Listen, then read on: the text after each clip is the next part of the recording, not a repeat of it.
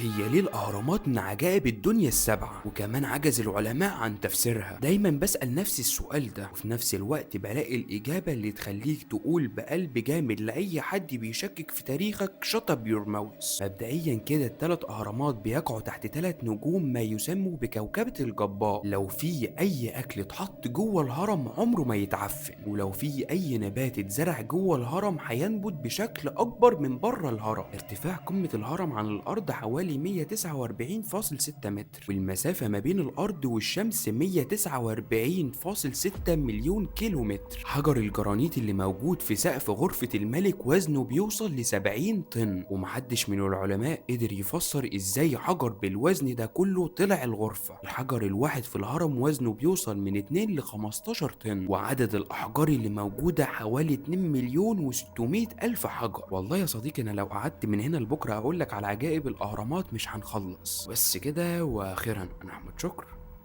وحكايتي دايما في انتظاركم.